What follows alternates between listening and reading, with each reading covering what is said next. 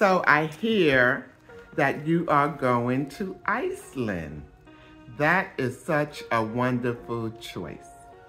So you want to know what are the requirements for you to enter Iceland. Well, the first thing that you will need is your passport. You will need a passport. If you are a U.S. citizen, you will need your passport. Now, what you don't need is a visa. You do not need a visa. But make sure that your passport has 6 months remaining, because if it's anything less than 6 months, you will not get in, okay? And if they let you in, they might not let you out. So you don't want to take those chances, okay? Now, as far as the COVID requirements, the COVID been lifted since February 25th, 2022. So there is no need for you to present your COVID card at the gate. But I will highly recommend that you still carry your card, because you never know when the rules will change. And it's better to be safe than sorry. I know you guys and gals have heard about the recent eruption in Iceland. Yes, there has been a recent eruption. However, the planes are operating normally, but the eruption affected the south end area, but it didn't affect the capital city, which is Reykjavik, if I am pronouncing it right. The area that is affected is Grindavik and the southwest end. So if you're going over there, just understand that all of the roads to the town of Grindavik is affected. And also what else is affected is the Blue Lagoon. I know, we all want to cry. I know I want to cry. I love the Blue Lagoon. The Blue Lagoon, they had a recent evacuation on March 16th, 2024. That was the last eruption, and they had to evacuate the people out of the Blue Lagoon. And it is temporarily closed. Yes, the Blue Lagoon is one of my favorite places to go when I'm in Iceland. Check out my pictures.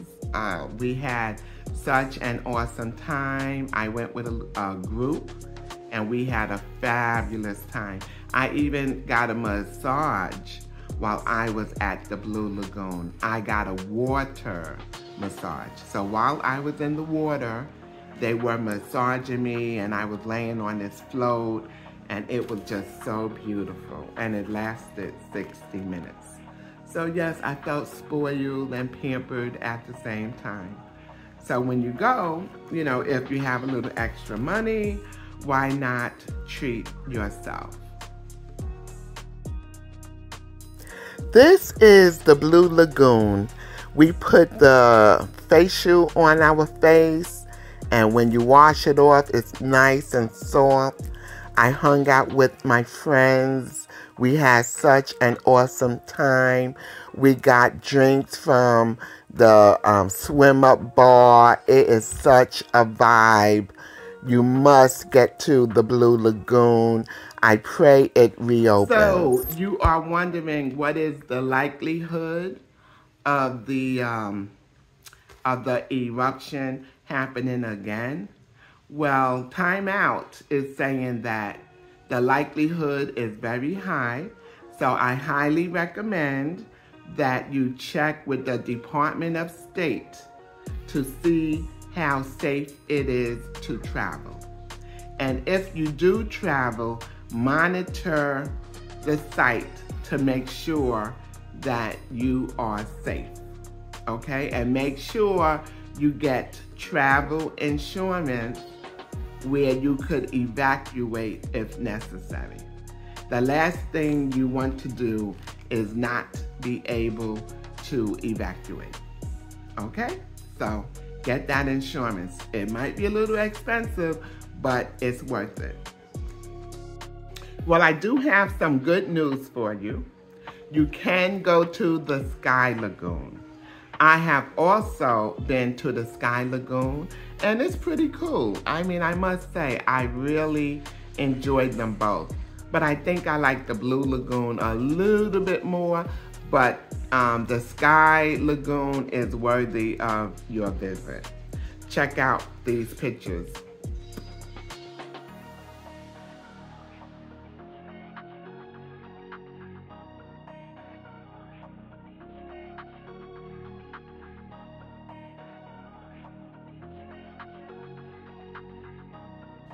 Okay, let's talk about some tours that you can take while you're touring Iceland, okay? So number one, well, not in no particular order, because everybody has to hit the Blue Lagoon if it's open, the Sky Lagoon if you have extra days and you want to do them both. You could do the Golden Circle. You must do the Golden Circle. Okay, you cannot be in Iceland and not do the Golden Circle. It's very, very interesting. You will see some interesting spots. I'll show you on my pictures, so you can see a little bit. But, you know, I'm not going to show you everything because I want you to see it for yourself for the first time. So you got the Golden Circle. I went snowmobiling to an ice cave. And let me tell you something, it was exhilarating. I mean, make sure you got your goggles, you have gloves, you have a hat. Well, you gotta wear a helmet, but make sure you have goggles because when that snow is blowing in your face, you feel like you're going through like heaven on a cloud. That's how it looks. It looks like you are riding through a cloud. It's beautiful. It is so beautiful. And make sure you pay attention when the man is explaining the rules and what you have to do when you're riding that snowmobile, because it's a serious vehicle and you do ride about 50 miles per hour. Okay, so keep in mind, because you have to keep up with everyone else. And me, I'm not a fast rider, so they kept like saying, come on, hurry, go, go, go. But I can't go but so fast because, you know, when you got, what you call them, glasses on, the goggles on, your goggles fog up. So every once in a while, you gotta like take it away from your nose, wipe it wipe it with your finger, like it's a windshield, and then you gotta put your goggles back on and keep up. So between keeping up, wiping your goggles, trying to see, taking in the fact that you're riding on what looks like a cloud, and it feels like you're in heaven, it's all just beautiful. And then at the end of your destination, you end up at an ice cave. And honey, you have to be in shape. You have to be in shape. Because when you go into that ice cave, you go down by a rope. And then you have to come back up. So if you are not used to being limber and pulling up your own weight, then I don't recommend that you go down. Me, I only went down to the first level. I did not go down to the second level. Because if I went down to the second level, they would have to call the ambulance, the fire department, and all the strong men would have had to come down and push me up. Okay? And I don't care if they were touching my butt, pushing me up, just get me up, okay? Because that's how serious it is. And when I did get up, I fell out on the floor. I was like, yes. So Take my word for it, okay? But go and see it because it's fun. These are some of the sights we saw on the Golden Circle.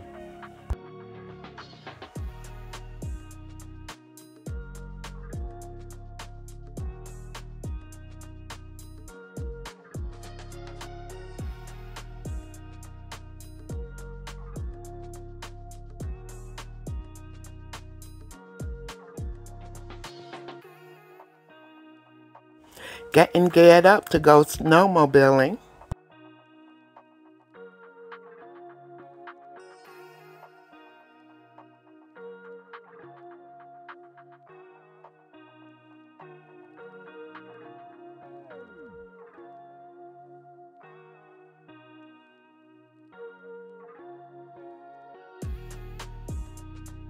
And another tour you're going to take is the Golfers Waterfall. It is so pretty, but it's further out in the country. Now, I went during the month of March. March is still winter there, so in the city, to me, it wasn't that cold. But when you got into the countryside, baby, that cold dipped and it dropped, and it is cold. Yes, all of that. But it's so worth seeing it. And then also, we went to the geyser, you know, where the water shoots up from the ground, and it shoots up like every 8 seconds. So you got to get ready. But sometimes it shot up in 4 seconds, and in 3 seconds, and 6 seconds. So it doesn't just shoot up every 8 seconds like they claim. So always have your camera ready because it shoots up at any time. And sometimes it shot up like back to back. And it's so exciting when it shoots up because it's something that you never see, especially here in the States. You don't see that kind of shooting up stuff. The only time I saw shooting up was when I went to Mexico. They have a water thing that shoots up every few minutes. And it's such, you know, it's so awesome. God just created this world to be so awesome. So get out there and explore because life is beautiful. God created this world for us. He created planes and pilots for us to go from city to city, state to state, country to country. And if you have your health and a little bit of wealth, then I highly recommend that you take advantage of everything you have and go see the world because it is stunning. Take it from me. It's stunning.